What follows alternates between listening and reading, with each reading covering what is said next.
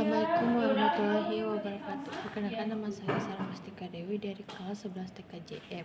Di sini aku akan menjelaskan tentang DNS server, web server, dan IP address. Di DNS server itu ada pengertian, terus fungsi, cara kerja, kelebihan dan kekurangan, dan manfaatnya. Di sini aku bakal menjelaskan semuanya. DNS server itu pengertiannya adalah DNS atau domain name system adalah sistem yang mengubah nama domain seperti Google.com terus menjadi alamat IP seperti 172.16.254.1. Yang unik, DNS server adalah perangkat keras atau perangkat lunak yang bertanggung jawab untuk mengkonfirmasi nama domain menjadi alamat IP dan alamat IP menjadi nama domain. Nah, kalau fungsinya itu membantu mengkonfirmasi nama domain menjadi alamat IP. Salah satunya fungsi utama DNS server adalah mengkonfirmasi nama domain server seperti Google.com menjadi alamat IP seperti yang terus ada bisa membantu mengkonfirmasi alamat IP menjadi nama domain. Selain mengkonfirmasi nama domain menjadi alamat IP DNS server atau juga dapat mengkonfirmasi alamat IP menjadi nama domain dan membantu mengelola database nama domain. Ya, seperti DNS server juga bertanggung jawab untuk mengelola nama domain yang bisa berisi informasi tentang nama domain dan alamat IP yang sesuai. Terus ada juga yang bisa membantu pengelola zona DNS server juga, seperti dapat mengelola zona yang merupakan sebagian dari database nama domain yang berisi informasi tentang nama domain dan alamat IP yang sesuai untuk domain tertentu. Cara kerjanya itu adalah DNS server bekerja dengan mengambil permintaan dari klien. Nah, seperti komputer atau perangkat mobil LAN untuk konfirmasi nama domain menjadi alamat IP. Kelebihan dan kekurangannya. Nah, kelebihannya itu adalah bisa mempermudah akses ke website, terus meningkatkan basis jaringan, meningkatkan keamanan, terus mendukung kestabilan internet dan juga fleksibilitas dalam manajemen jaringan.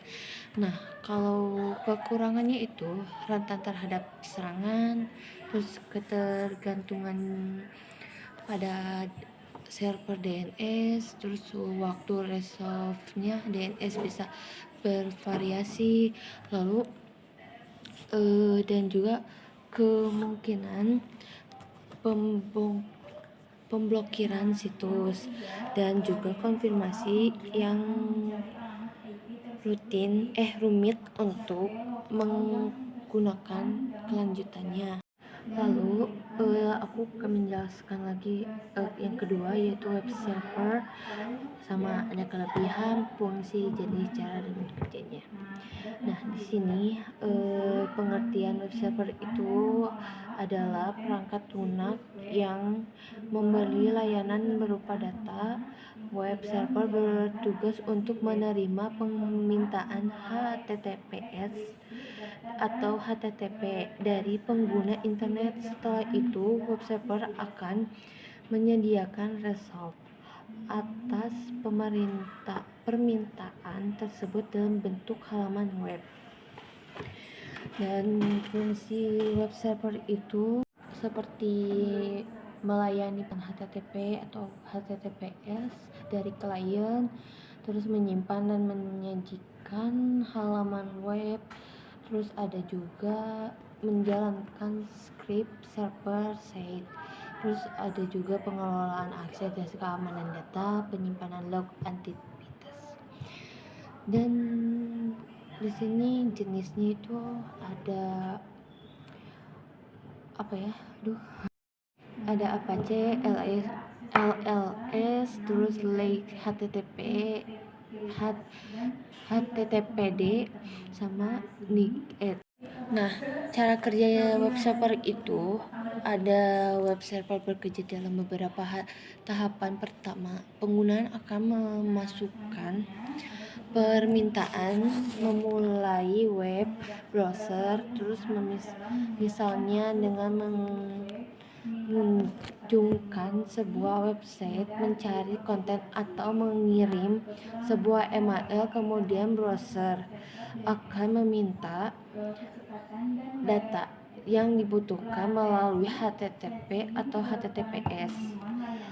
Dan kelebihan dan kekurangannya itu adalah, kelebihan dari web server itu adalah aksesibilitas tinggi, terus kinerja cepat, dukungan konten dinamis, terus ada juga keamanannya. Kalau kekurangannya itu adalah rentan serangan, konsumsi sumber daya, konfigurasi rumit, dan juga memerlukan pemeliharaan. Nah, kalau IP address-nya itu sama juga, ada pengertian, fungsi, jenis, cara kerja, kelebihan, dan kekurangan. Pengertiannya itu adalah IP address atau bisa disebut Internet Protocol Address adalah sebuah alamat numerik yang digunakan untuk mengidentifikasi perangkat dalam jaringan komputer, baik di internet maupun jaringan komputer, baik di internet maupun jaringan lokal. Nah, kalau fungsinya itu adalah IP address memiliki peran penting dalam jaringan komputer dan internet, seperti identifikasi perangkat dalam jaringan, terus memfasilitasi komunikasi antar perangkat, mengarahkan data ke tujuan yang benar, dan juga mendukung penggunaan internet.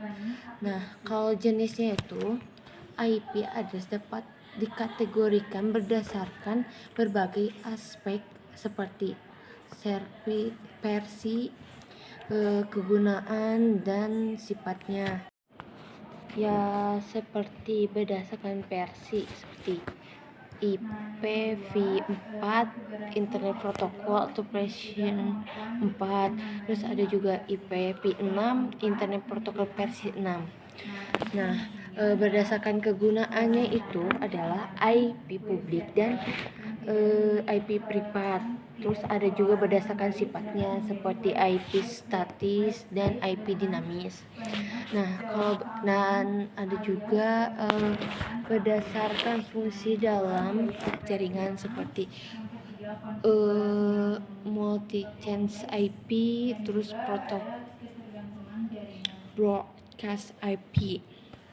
Cara kerjanya itu, IP address bekerja sebagai alamat unik yang memungkinkan perangkat dalam jaringan saling berkomunikasi. Terus kalau kelebihan dan kekurangan IP address itu, kelebihannya memungkinkan komunikasi di jaringan, mendukung identifikasi perangkat, terus mendukung keamanan dan pengelolaan jaringan, terus mempermudah akses internet sama fleksibilitas dalam penggunaan.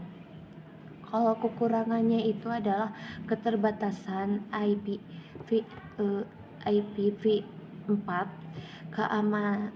terus keamanannya rentan terhadap serangan, terus pengelolaannya juga yang bisa rumit, ketergantungan pada ISP atau privasi dan pencakapan.